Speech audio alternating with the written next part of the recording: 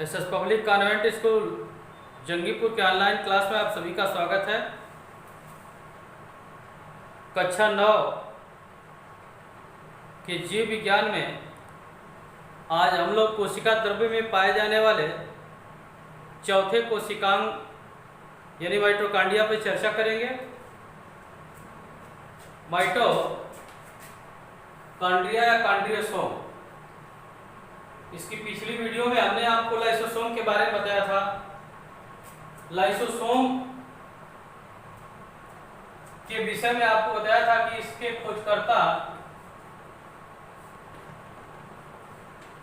D डुवे नामक वैज्ञानिक ने 1955 में किया था। डी डुवे, आप उसको सुधार लेंगे, थोड़ा मिस्टेक हुआ था यहाँ पे। डी डुवे, डी के बाद ई, उसमें वीडियो में दिख रहा है ई, उसको यू आप बना लेंगे। डी डुवे, डी डुवे नामक वैज्ञानिक ने लाइसोसोम की खोज की। लाइसोसोम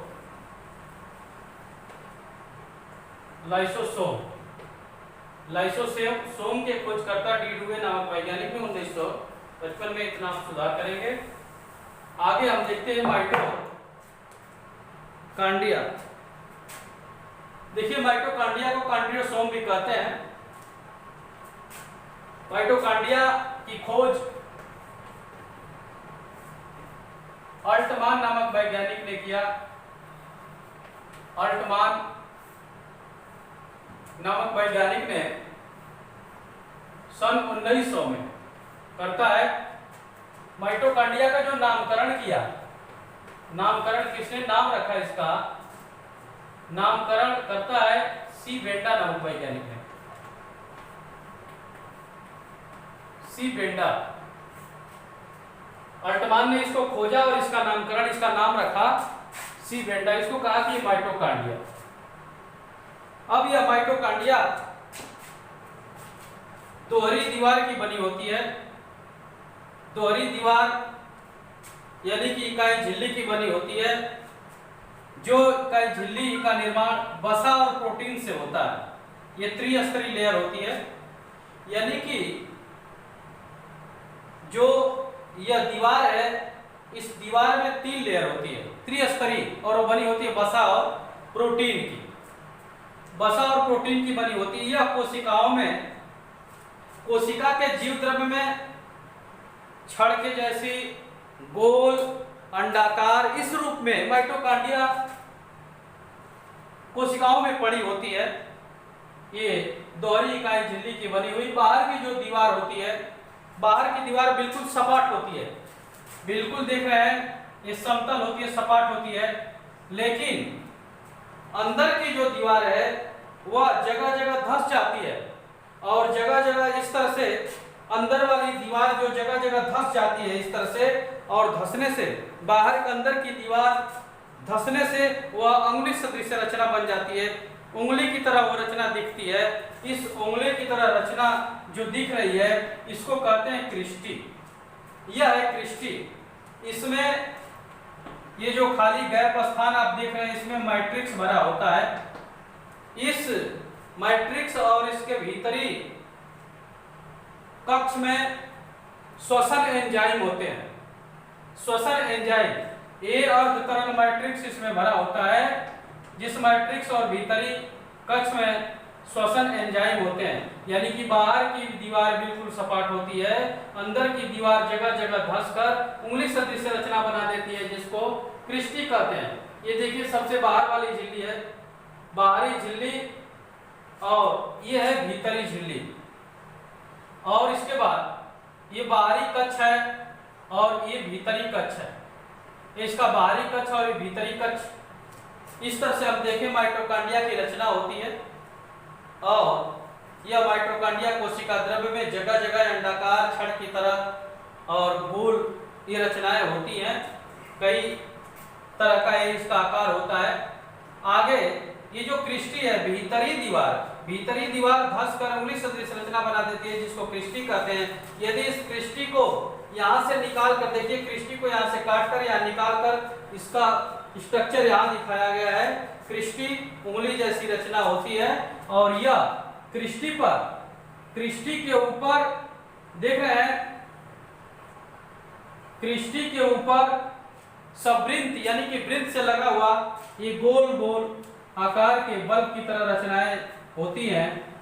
ये गोल गोल बल्ब की तरह रचनाएं होती हैं जिसको यफोन कण कहते हैं।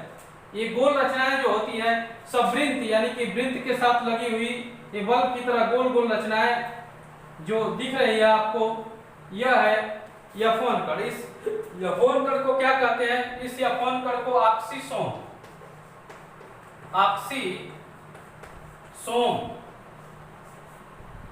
ऑक्सीसोम या प्राथमिक कण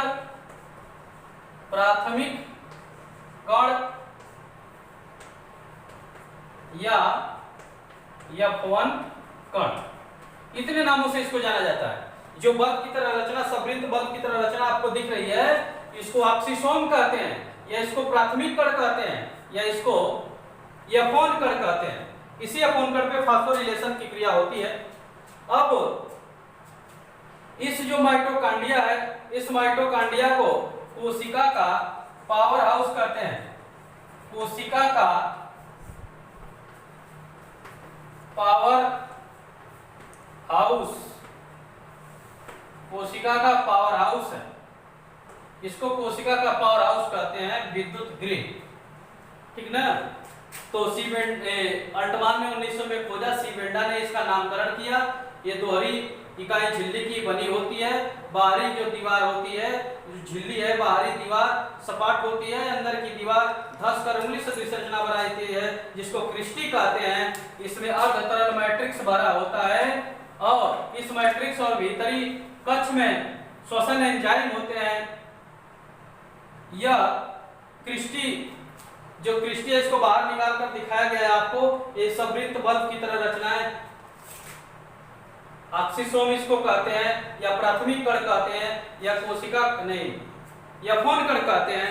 इसको इस माइटोकांड्रिया को कोशिका का पावर हाउस कहते हैं, यानी कि यह कोशिका का पावर हाउस है जिससे ऊर्जा सभी कोशिकांगों को दी जाती है। आइए देखते हैं फंक्शन ऑफ माइटोकांड्रिया। माइटोकांड्रिया का क्या कार्य है? माइटोकांड्रिया का कार्य, फंक्शन ऑफ माइटोकांड्रिया, इसका कार्य क्या है? तो देखिए, माइटोकांड्रिया के अंदर खाद्य पदार्थों का ऑक्सीकरण होता है, ऑक्सीडेशन, खाद्य पदार्थों का ऑक्सीकरण होता है और उससे ऊर्जा निकाली जाती है। खाद्य पदार्थों के ऑक्सीकरण से यानी कि ऑक्सीडेशन से ऊर्जा निकलती है और वह ऊर्जा किस रूप में रख ली जाती है? एटीपी नामक यौगिक में बंधित कर ली जाती है। एडिनोसिन ट्राइफॉस्फेट, एडिनोसिन ट्राइफॉस्फेट, यानी कि खाद्य पदार्थ के ऑक्सीडेशन से जो ऊर्जा निकलती है उस ऊर्जा को पैक कर लिया जाता है किस रूप में? एटीपी के रूप में, यानी कि एटीपी एडिनोसिन ट्राइफॉस्फेट यौगिक के रूप में उसको बंधित कर लिया जाता है और यह कोशिका इस एटीपी की ऊर्जा से, इस एटीपी की ऊर्जा का उपयोग करते हैं। यानी कि कोशिका के अंदर जितने भी उसके सेल ऑर्गन्स होते हैं, जितने भी कोशिकांग होते हैं, सबको कार्य करने के लिए ऊर्जा की, एनर्जी की जरूरत होती है और वह ऊर्जा इसी एटीपी से निकालकर वह खर्च की जाती है। यदि इसमें से ऊर्जा निकाली जाएगी तो कई वीडियो में इसकी चर्चा हम किए हैं, एटीपी से वह एडीपी बनेगा और एडीपी में फिर ऊर्जा जुट जाएगी, जोड़ी जाएगी तो फिर वह एटीपी में परिवर्तित हो जाएगा।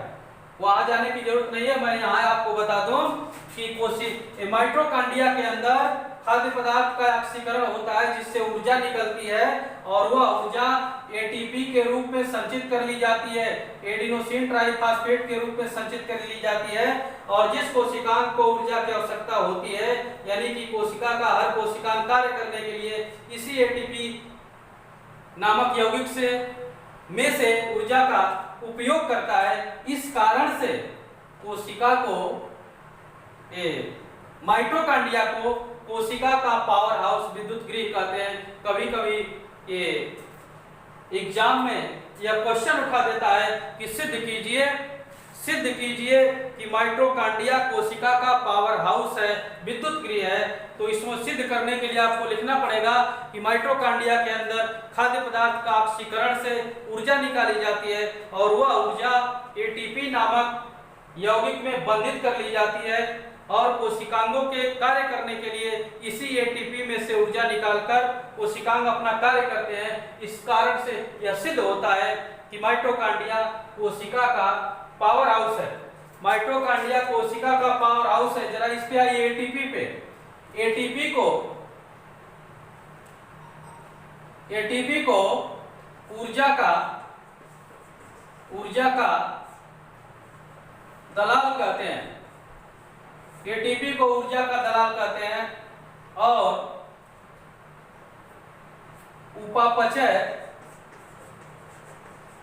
उपापचय जगत का सिक्का भी कहते हैं इसको। उपापचय जगत का सिक्का, ऊर्जा का दलाल या उपापचय जगत का सिक्का कहते हैं इसको। उपापचय जगत का सिक्का या एक और नाम इसको देते हैं ऊर्जा का सिक्का।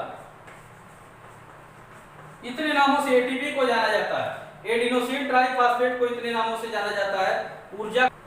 एटीपी को ऊर्जा का दलाल भी कहते हैं, उपापचय जगत का सिक्का भी कहते हैं या ऊर्जा का सिक्का भी कहते हैं। इतने नामों से इसको जाना जाता है। एडिनोसिन ट्राइफॉस्फेट को इतने नामों से जाना जाता है। ऊर्जा का दलाल यानी कि एजेंट। क्या होता है कि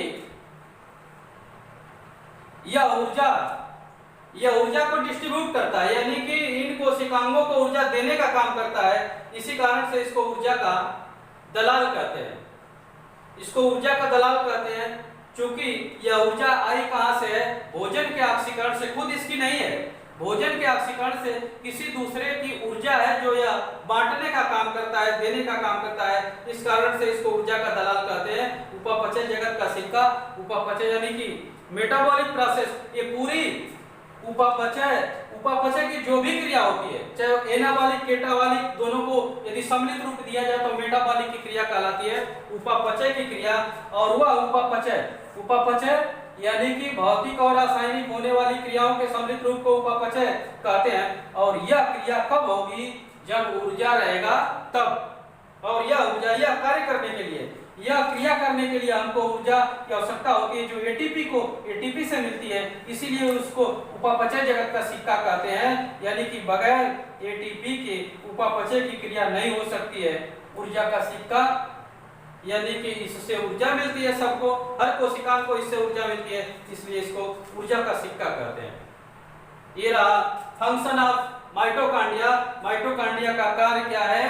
माइटोकॉन्ड्रिया के अंदर भोजन के ऑक्सीडेशन से ऊर्जा निकलती जो एटीपी नामक यौगिक में संचित कर ली जाती है, बांध ली जाती है और वह एटीपी से ऊर्जा हर कोशिका को कार्य करने के लिए दिया जाता है। आज के वीडियो में बस इतना ही। धन्यवाद।